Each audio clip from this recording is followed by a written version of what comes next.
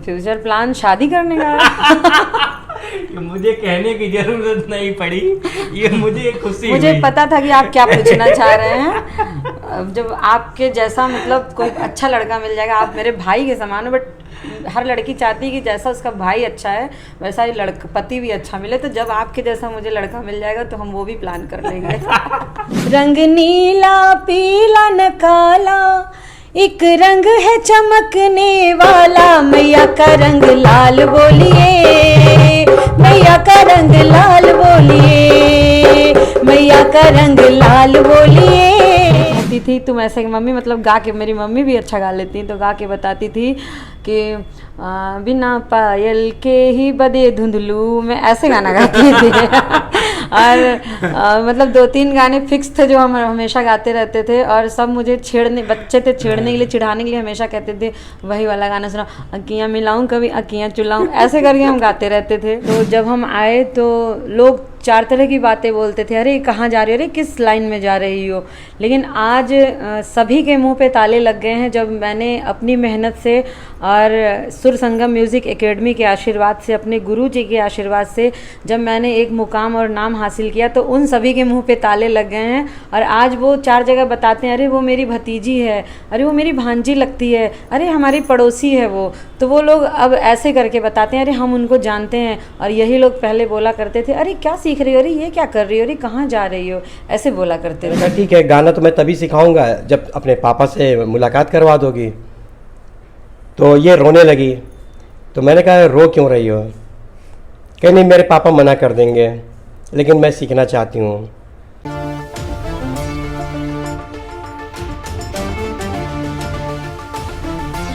नमस्कार दोस्तों, मैं हूं प्रमोद गुप्ता और आप देख रहे हैं जय भारत न्यूज। आज मेरे साथ एक ऐसी शख्सियत है जो किसी परिचय की मोहताज नहीं है। अंतर्राष्ट्रीय मंचों पर भी जाती हैं, गीत गाती हैं, लगातार उनके कई गीत भी वायरल हुए हैं। आज उन्हीं की कहानी, उन्हीं की जुबानी हम सुनाएंगे कि कैसे संगीत की दुनिया में जौनपुर जैसे शहर में खुद को खड़ा किया, और एक महिला है और खुद को साबित भी किया। लगातार चर्चित रहती हैं ज़िले में। हमारे साथ हैं शैली गगन जी। सबसे पहले आपका जय भारत में बहुत बहुत स्वागत है। Thank you.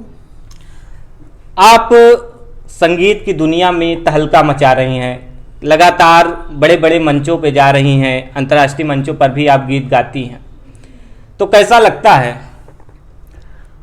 मुझे सबसे पहले बहुत खुशी होती है इस बात की कि जो मैंने बचपन से चाहा वो चीज़ मुझे हासिल हुई माँ सरस्वती के आशीर्वाद से। और माँ सरस्वती की इतनी बड़ी मेरे ऊपर कृपा है, मैं इसके लिए सदा उनका गुणगान करती रहती हूँ। और उनकी इतनी बड़ी कृपा है कि मुझे उन्होंने ऐसे गुरु की शरण में भेजा जिनका शुभ नाम श्री पंकज सिन्हा जी है। अगर वो मेरे गुरु जी ना होते तो आज जो आप मेरी इतनी तारीफ़ कर रहे हैं ये बिल्कुल भी नहीं होता। और मुझे जिसको कहते हैं ना क ख ग सिखाना और शब्द पढ़ना, मुझे सब उन्होंने सिखाया है। संगीत का क ख ग ABC जो भी मुझे आता है आज, जितना भी, सब मुझे उन्होंने ही सिखाया है।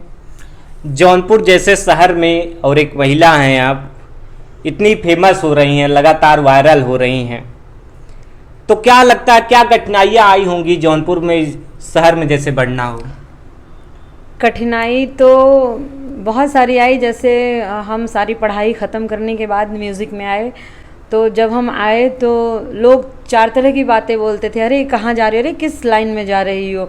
लेकिन आज सभी के मुंह पे ताले लग गए हैं जब मैंने अपनी मेहनत से और सुर संगम म्यूज़िक एकेडमी के आशीर्वाद से, अपने गुरु जी के आशीर्वाद से जब मैंने एक मुकाम और नाम हासिल किया, तो उन सभी के मुंह पे ताले लग गए हैं। और आज वो 4 जगह बताते हैं, अरे वो मेरी भतीजी है, अरे वो मेरी भांजी लगती है, अरे हमारी पड़ोसी है वो। तो वो लोग अब ऐसे करके बताते हैं, अरे हम उनको जानते हैं। और यही लोग पहले बोला करते थे, अरे क्या सीख रही हो, अरे ये क्या कर रही हो, अरे कहाँ जा रही हो, ऐसे बोला करते थे लोग। तो जो संगीत की दुनिया में आते हैं तो उनको इन सब बातों का सामना करना पड़ता पहले, या किसी भी फील्ड में जाएं ऐसा सामना करना पड़ता होगा, हमें लगता है। तो क्या कुछ ऐसी भी वाकया रहा हो जो आपको रोने पर भी मजबूर कर दिया हो, कुछ ऐसी चीज़ें? नहीं, हम रोते नहीं, रुलाते हैं। रोते थे पहले जब संगीत नहीं सीखते थे, सीखने के लिए बहुत रोते थे, लेकिन जब से सीखने लगे मुझ पे इतना बड़ा माँ का आशीर्वाद है कि पहला कदम संगीत सीखने के लिए मैंने पहले घर से थोड़ी सी लड़ाई की। पापा बोले, चूँकि पढ़ाई में मैं बचपन से बहुत अच्छी रही हूँ, तो पापा का सपना था कि हम पढ़ लिख कर कुछ बने। वो मेरा आज भी चल रहा है और पढ़ाई मेरी अभी भी चलती रहती है, उससे मुझे बहुत प्यार है। लेकिन जैसे ही हम जो मेरा पहला कदम सर के पास पड़ा, हमारे गुरु श्री पंकज सिन्हा जी के पास, तभी से मेरे ऊपर आशीर्वाद मिलना शुरू हो गया। मैंने बस एक चीज़ सीखा है कि जो दिल से गुरु का सम्मान करता है वो ऑटोमेटिक आगे बढ़ता चला जाता है। और रही बात कठिनाई की, तो किसी में इतना गट्स नहीं है कि वो आज फालतू बात कुछ कर सके, कुछ बोल सके। पापा नाराज़ हुए थे, बट जब मैंने पहला मंच किया तब उनकी आंखों में खुशी के आंसू थे। और आज भी अगर मैं मंच पे गाना गाती रहती हूँ और पापा सामने बैठे हैं और उनका फेस अगर मैं गलती से देख लूँ तो उनकी आंख में इतने आंसू रहते हैं कि मुझे नज़र घुमानी पड़ जाती है। मतलब मैं सेंटी हो जाती हूँ, भावुक हो जाती हूँ उनको देख के। मेरी भी आंख में आंसू आ जाता है, वो खुशी के आंसू होते हैं। घर में आपके कौन कौन है? घर की आर्थिक हालत कैसी थी जब आप? आर्थिक हालत बहुत मीडियम थी, ख़राब भी नहीं थी और बहुत हाई भी नहीं थी। और घर में मेरी माताजी हैं, मेरे पिताजी हैं और एक छोटा भाई है। पापा मेरे दीवानी कचहरी में प्राइवेट टाइपिस्ट हैं और मम्मी मेरी हाउसवाइफ हैं। और भाई मेरा एयरक्राफ्ट इंजीनियरिंग कर रहा है। और बचपन से मैं ननिहाल में पढ़ी लिखी हूँ। और मैंने मतलब मुझे बचपन से, जब मैं 1.5 साल की थी, मम्मी मेरी बताती थी कि तब से मैं गाना गाती हूँ। और तब मेरी बोली जो थी वो तोतली टाइप थी और मम्मी कहती थी तुम ऐसे, मम्मी मतलब गा के, मेरी मम्मी भी अच्छा गा लेती तो गा के बताती थी कि बिना पायल के ही बदे धुंधलू, मैं ऐसे गाना गाती थी। और मतलब 2-3 गाने फिक्स थे जो हम हमेशा गाते रहते थे। और सब मुझे बच्चे थे, छेड़ने के लिए, चिढ़ाने के लिए हमेशा कहते थे वही वाला गाना सुनाओ, अक्कियाँ मिलाऊं कभी अक्कियाँ चुलाऊं, ऐसे करके हम गाते रहते थे हमेशा। और जब से मैं इस फील्ड में आई हूँ, मैं अपने घर से मतलब मैं आज 9 साल से इस फील्ड में हूँ, तो मैंने घर से मतलब आशीर्वाद तो मिलता रहता है घर का। मैं ये नहीं कहूँगी कुछ नहीं लेती, लेकिन जो पैसे का सहयोग होता है मैं घर से लेना बंद कर चुकी हूँ। मैं देती हूँ घर पे, मैं उसी घर में, और ये मेरा फ़र्ज़ है। और ये कोई मैं एहसान नहीं करती हूँ, माँ बाप ने मुझे बड़ा किया है। मतलब बहुत अच्छी स्थिति शायद ना रही हो, क्योंकि पहले के ज़माने में कोई इतना अमीर नहीं होता था। लेकिन जब से मैं अर्निंग करने लगी, मैंने अपने घर में हर एक सुख सुविधा कर दिया है। मुझे संगीत से बहुत कुछ मिला है। नारी सशक्तिकरण का एक और मिसाल शैली गगन जी, जो अपने परिवार को भी चला रही हैं, अपने परिवार को भी देख रही हैं। मतलब कैसे इस मुकाम पे पहुंचकर अपने परिवार का जो है एक तरह से कहें भरण पोषण भी कह सकते हैं। भरण पोषण तो हम नहीं कहेंगे उसको, क्योंकि भरण पोषण करने वाला पिता ही होता है। हाँ, जो मुझसे सहयोग हो सकता है वो हम करते रहते हैं। ये हम नहीं कह सकते कि मतलब हम उनका भरण पोषण कर रहे हैं, बल्कि वो हमारा आज भी करते हैं। बल्कि आप सहयोग कर रही हैं। बिल्कुल, हम सहयोग करते हैं। अच्छा, आपका पहला गीत कोई वायरल हुआ हो जो पहले आपने गाया हो? पहला गीत चंदा कैसेट से 2016 में, और वो गीत गुरुजी के द्वारा लिखा हुआ, कंपोज किया हुआ। और एक एल्बम आया सच्चा दरबार, और उसमें 8 गाने थे, जिसमें 2 गाने मेरे भी थे और 6 गाने गुरुजी के थे। तो एक दोनों माँ का भजन आया और बहुत वायरल हुआ। उसके बाद मेरा देशभक्ति गीत भी आया, वतन है हमको प्यारा, जो कारगिल की जो लड़ाई थी उस टॉपिक पे सर ने लिखा था। और मेरे सारे गाने, सर आपको पता नहीं होगा कि सर बहुत अच्छे मतलब कंपोज़र भी हैं और बहुत अच्छे लेखक भी हैं। तो बहुत अच्छे अच्छे गीत लिखते हैं, मैं उन्हीं का लिखा सारा गाना गाती हूँ। मैं चाहूँगा वो जो गीत आपका है सुना दीजिए दर्शकों को। पहला गीत? हाँ, ओके। पहले गीत से ही लोगों को मोहब्बत होती है, लोग सुनना चाहते हैं कि पहला गीत शैली गगन ने कौन सा गाया होगा।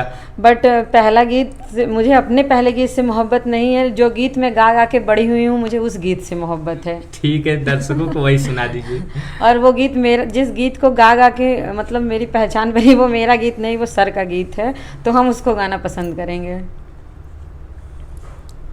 वो भजन है, सर ने वही गाना मुझे सिखा के, और उनका बड़ा फेमस गाना है जो लगभग हर मंच पे हो ही जाता है, जिसको कहते हैं कि वो क्या बोलते हैं, ट्रेडमार्क गीत। तो वही ट्रेडमार्क गीत है वो। रंग नीला पीला न काला, रंग नीला पीला न काला, एक रंग है चमकने वाला। मैया का रंग लाल बोलिए, मैया का रंग लाल बोलिए, मैया का रंग लाल बोलिए, मैया का रंग लाल बोलिए। लाल चुनरी लाल है टीका, लाल चुनरी लाल है टीका, आगे इसके सभी रंग फीका। मैया का रंग लाल बोलिए, मैया का रंग लाल बोलिए, मैया का रंग लाल बोलिए, मैया का रंग लाल बोलिए।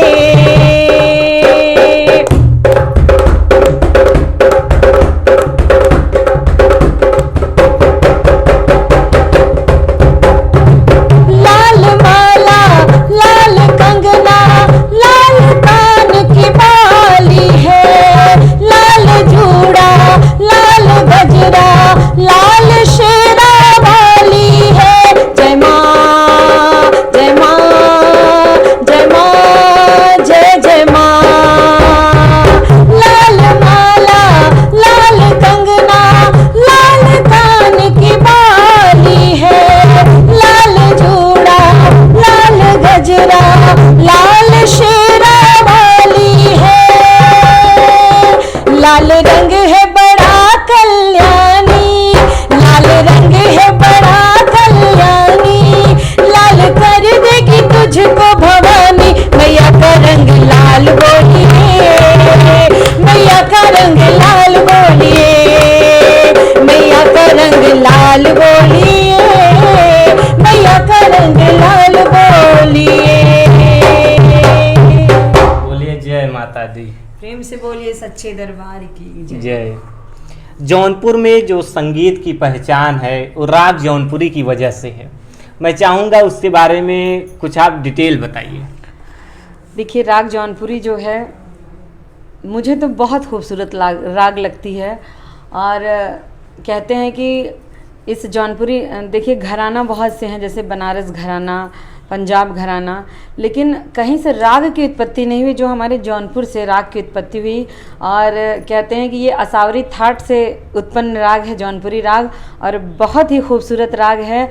और जो हिंदुस्तान में अपने 3 सुपरहिट मूवीज़ हैं, मुगले आज़म, मदर इंडिया एंड शोले, तो मुगले आज़म में इस राग का गीत लिया हुआ है, तो इससे बड़ी बात हो ही नहीं सकती है। मैं चाहूँगा कि आप दर्शकों को राग और उस गीत का जो मुखड़ा अंतरा हो जरूर सुनाइए। मुहब्बत की झूठी कहानी पे रोए, कहानी पे रोए, मुहब्बत की झूठी कहानी पे रोए, कहानी पे रोए। बड़ी चोट खाई जवानी पे रोए, जवानी पे रोए, मुहब्बत की झूठी कहानी पे रोए, कहानी पे रोए। क्या खूबसूरत गीत। अब आप फेमस हो चुकी हैं, सुपरस्टार हो चुकी हैं, बड़े बड़े मंचों पे जाती हैं, लेकिन लोग सोचते होंगे कि ये शैली गगन का जो फ्यूचर प्लान है क्या है? फ्यूचर प्लान शादी करने का है। ये मुझे कहने की जरूरत नहीं पड़ी, ये मुझे खुशी मुझे हुई। पता था कि आप क्या पूछना चाह रहे हैं। जब आपके जैसा मतलब कोई अच्छा लड़का मिल जाएगा, आप मेरे भाई के समान हो, बट हर लड़की चाहती है कि जैसा उसका भाई अच्छा है वैसा ही लड़का पति भी अच्छा मिले। तो जब आपके जैसा मुझे लड़का मिल जाएगा तो हम वो भी प्लान कर लेंगे। कोई एक वाक्या जो आप दर्शकों से बताना चाहें, जो कहना चाहें। अगर सच कहूँ तो लोग हंसेंगे, लेकिन मुझे परवाह नहीं कौन हंसता है कौन रोता है, मुझे कोई परवाह नहीं है। जब मतलब 9 साल पहले, क्या 9 क्या 10 12 15 साल कह सकते हैं, तो मेरा सपना था कि मैं भी सिंगर बनूं। यहाँ तक कि जब मैं टीवी में रियलिटी शोज़ वगैरह देखती थी और कहीं सिंगिंग प्रोग्राम चलता था, तो अगर मेरे कान में आवाज़ आ गई, चूँकि पापा बहुत सख्त थे, उनको पसंद नहीं था कि मैं म्यूज़िक सीखूं, तो अगर मेरे कान में गलती से आवाज़ आ जाए तो वो मतलब मेरे अंदर जो मतलब मेरी भावनाएं थी वो हिलोर मारने लगती थी कि मुझे भी सीखने को मिले, बट वो मेरे लिए बिल्कुल इम्पॉसिबल था। तो मैं यहाँ तक जब मेरे कान में आवाज़ पड़ती थी तो मैं अपना कमरा बंद करके कान में ऐसी उंगली डाल लेती थी कि मुझे इस आवाज़ सुनाई ना दे, क्योंकि सुनते ही मेरी भावनाएं और प्रबल हो जाती थी कि काश मैं भी गा सकूं, सीख सकूं। तो फिर और भी एक सपना होता था कि मैं इतनी मतलब मुझे कोई नहीं जानता था, सपना था कि मैं इतनी बड़ी सिंगर बनूं कि जब खुद मैं मतलब प्रोग्राम करने के लिए तैयार होकर निकलूं, मेरे ही अगल बगल के गांव वाले मोहल्ले वाले मुझे ना पहचान पाएँ। और शायद जब ये मैं सोचती थी तो माँ सरस्वती सुन रही थी। और आज की डेट में यही होता है, जब मैं शो करने के लिए निकलती हूँ तो रियली मुझे लोग पहचान ही नहीं पाते मैं वही हूँ या कोई और हूँ। तो ये मेरा सबसे बड़ा सपना पूरा हुआ है। आप एक मुकाम हासिल कर चुकी हैं आज के टाइम में। जौनपुर का बच्चा हर कोई मतलब आपको जानता है, शहर के बाहर भी लोग आपको जानते हैं। इसका श्रेय किसे आप देंगे? इसका तो बड़ा सीधा सा भी जवाब है और बहुत टेढ़ा भी जवाब है। टेढ़े जवाब में ये है कि श्रेय हर उस शख्स को है जिन्होंने मुझे सपोर्ट किया, और सीधा सा जवाब बस इतना है कि सपोर्ट भी लोग तब करते हैं जब एक सहारा होता है। तो उस सबसे बड़े सहारे का नाम मैं फिर से लेना चाहूँगी, हमारे गुरु श्री पंकज सिन्हा जी। सबसे बड़ा श्रेय मैं उन्हीं को देना चाहती हूँ। और गुरु जी भी मौजूद हैं, दो बात करना चाहेंगे, आप इधर आ जाइए। शैली गगन ने एक नया मुकाम हासिल कर लिया है। लोग शहर में जानते हैं, शहर के बाहर जानते हैं, अलग अलग प्रदेशों में मंचों पर कार्यक्रम करती हैं। तो कैसे आपने इन्हें पहचाना, कैसे तराशा? निश्चित रूप से शैली गगन एक बड़ा नाम हो चुका है। और शैली जब मेरे पास आई थी तो एक्चुअली इसका नाम स्तुति कुशवाहा है। नाम का भी खुलासा आज हो गया। हाँ, ये सभी लोग नहीं जानते कि शैली का नाम स्तुति कुशवाहा है। और जब ये मेरे घर सीखने आती थी, केवल संडे आती थी। इस लड़की के अंदर मैंने एक लगन देखी, एक चाहत देखी। जब ये पहली बार मेरे पास मिलने आई तो मैंने कहा कि किस लिए आई हो? तो ये कही कि मुझे गाना सीखना है। तो मैंने कहा ठीक है, गाना तो मैं तभी सिखाऊंगा जब अपने पापा से मुलाकात करवा दोगी। तो ये रोने लगी। तो मैंने कहा रो क्यों रही हो? कहीं नहीं, मेरे पापा मना कर देंगे, लेकिन मैं सीखना चाहती हूँ। तो इसके अंदर की वो जो ललक थी, इसकी रुलाई में मुझे दिखाई दे रहा था। तो मैंने कहा नहीं, इस लड़की को मैं ज़रूर सिखाऊंगा। और रही पापा की बात, तो मैंने इससे एक बात यही कही कि तुम अपने पापा को लेकर आओ, हम पापा से बात करेंगे और हम उन्हें समझाएंगे, तो तुम्हारा रास्ता साफ हो जाएगा।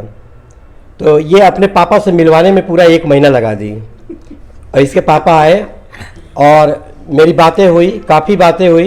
तो उन्होंने कहा कि ठीक है, इसकी बहुत इच्छा है ये सीखे, लेकिन आपसे एक ही गुजारिश हम करेंगे कि बाहर और कहीं मत ले जाइएगा, शहर में आसपास कहीं हो तो ठीक है, जा सकती है। मैंने कहा ठीक है, इतना ही काफ़ी है। तो ये जो शैली है आने लगी, हर संडे इजाज़त मिल गई।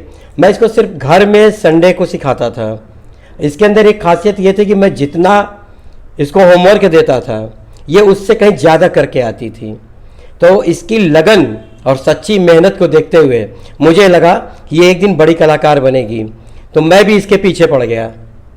मैं इसको सिखाने के लिए बिल्कुल वचनबद्ध हो गया। और मैं इसको हर संडे सिखाते सिखाते धीरे धीरे मैंने इसको मंच देना शुरू किया। और मंच की वो सारी विधाएं, जितनी भी कलाएं हैं, मैंने मंच पे जाने से पहले इनको सब कुछ सिखाया और ये बखूबी उसको निभाती चली आई। अब लोग मिलते होंगे, आपकी शिष्या के नाम से जानते होंगे कि पंकज सिन्हा की शिष्या हैं, तो कैसा लगता है? नो डाउट मुझे बहुत खुशी होती है। हमारे कोई भी शिष्य, हमारे कोई भी बच्चे जब वो बुलंदियों पे पहुंचते हैं तो शायद उतना खुश कोई नहीं होता होगा जितनी खुशी सबसे ज़्यादा हमें होती है। गुरु जब किसी शिष्य को तराशता है तो माँ बाप से भी ज़्यादा उस गुरु को खुशी होती है, क्योंकि उन्होंने उस कोयले को तराश करके हीरा बनाया है। क्या कहना चाहेंगे? बिल्कुल, कोयले और हीरा से मुझे कुछ याद आ गया, जो लाइन मैं हमेशा बोलती हूँ गुरु जी के लिए। मैं बोलने से पहले ये भी बता दूँ कि जितना मैं बोल रही हूँ ये बोलना भी उन्होंने ही सिखाया है। तो उनके लिए मैं 4 लाइन कहूँगी कि मेरी मुश्किलों और मेरे गमों को यूँ चूर कर दिया और हमारी सारी असफलताओं को हमसे दूर कर दिया। आप यूं ही हाथ सिर पे बनाए रखिए, क्योंकि आपने इस कोयले को कोहिनूर कर दिया, इस कोयले को कोहिनूर कर दिया। तो आज के समय में शैली गगन एक कोहिनूर बन चुकी हैं, जिसको तराशे हैं पंकज सिन्हा गुरु जी। इसी तरह के और वीडियो के लिए हम मिलेंगे और आपसे मुखातिब होंगे। प्रमोद गुप्ता, जय भारत, जौनपुर।